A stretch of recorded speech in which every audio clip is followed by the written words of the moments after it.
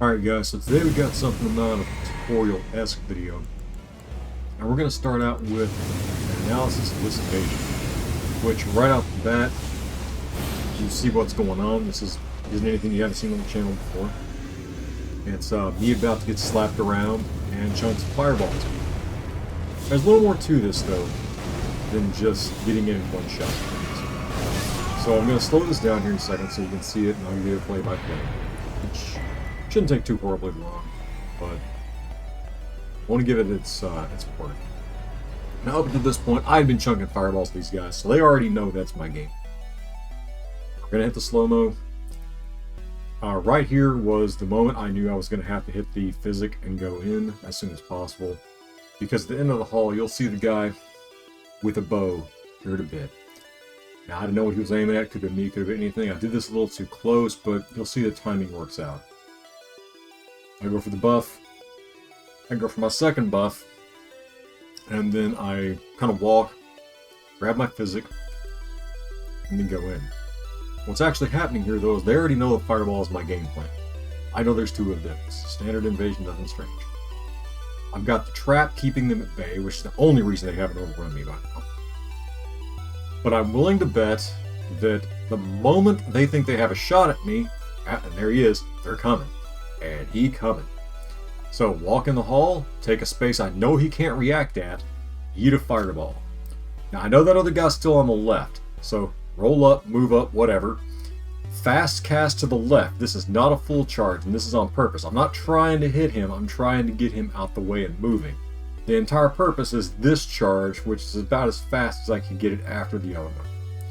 And they hit, false confidence, delete.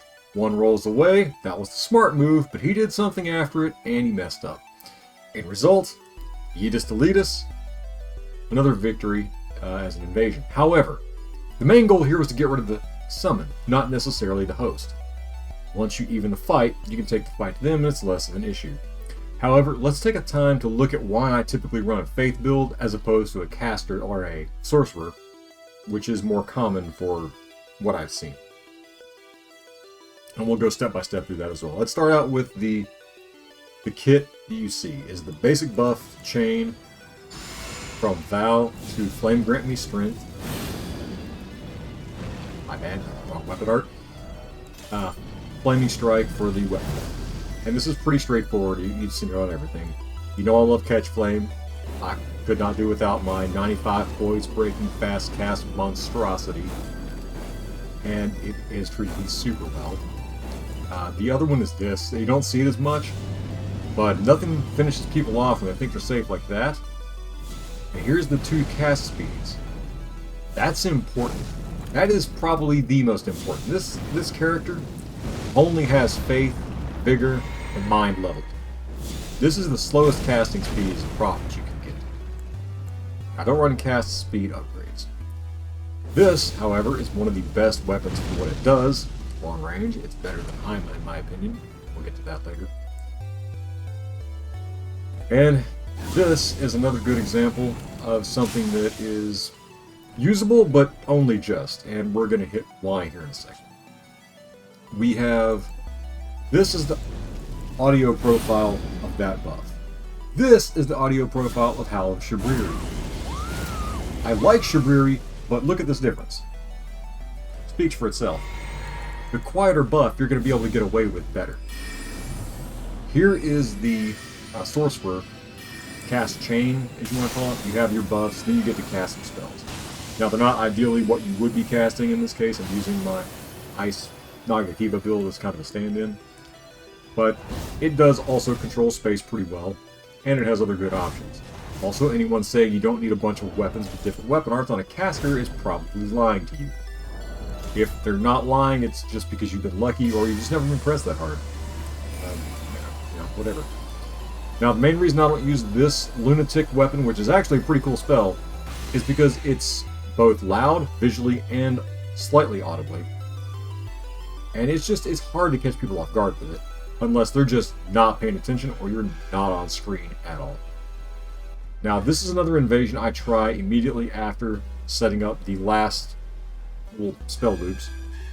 And this is just a level 150 sorcerer doing kind of what I showed you a second ago with the bow spell. And you'll see it covers itself pretty good. It's got a decent defense for what it is. It's using Glint Blade Phalanx, and right there, I almost get tagged by a comet. I'm probably going to have to mute this because I don't know what the sound's going to be like, but you can just hear it when it's cast. And I mean just. So the buff and the Great Bow are just quiet enough to hear it.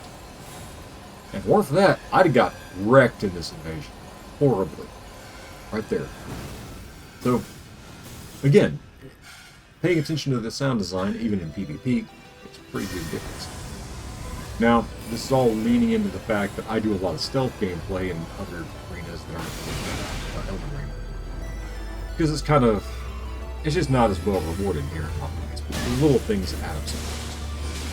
Didn't know if anyone would actually enjoy this or not, so I'm going to take this kind of plug in the middle here. That if you made it this far, thank you. I don't normally do these. Anyway, this play-by-play is pretty simple. Glint Blade Phalanx to cover the bow. And right here, I almost lose it again. Thankfully, the ants took this for me. But even here, here's the weakness of this. Phalanx out, bow up, aim for the target, but they can see you casting that a mile away through ants, particle effects, and everything else. They know when that thing's coming. And the shriek sound it makes coming off the bow is just almost as bad as Howl of Shibiri. I did not deserve that. Host got defeated by an ant. That is not my win. I survived, but that's it. Here's an example of people saying that Unendurable Frenzy is great for crowd control. No. It is good for area of denial in front of you, and only in a cone. Had this worked out any other way, they were forced to be in front of me, things might have been better. Fortunately, that's not the case. Here is what actual stealth will do. No light, no movement, no sound. Check my stuff, make sure I'm good, already on the spell, no mimic veil, nothing else, but I am just out of camera enough that he will not see me until he hears me right there, and he finds out too late. The Giant's Flame Teipee is ridiculous. This will be relevant here in a second as well, because not only is sound design, but combat, I guess, standard operating procedure, going to show up in this invasion, and it's going to be kind of by the book, honestly. Get the buffs out, do it far enough away that they don't really know where you are, unless they're seeing the visual effects. Try to sneak up. You're not going to get it, and I'm about to throw a sun through a bunch of trees. So the reason it didn't hit them, my aim was bad, and they probably saw it coming. That's 2 full charges, though. Here comes the short charge. Thought he had the timing. Hit the trade, lost that trade. Second time, same thing. Tried to do something cheeky, got slapped. Now that we're down to the host and me, I don't have to worry about that.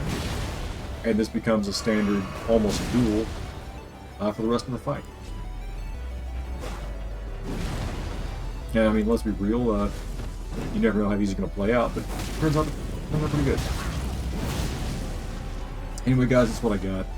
I hope maybe this helped someone somewhere with their general gameplay. If this is something you guys would be interested in seeing more in Elden Ring or Armored Core, let me know. Take it easy.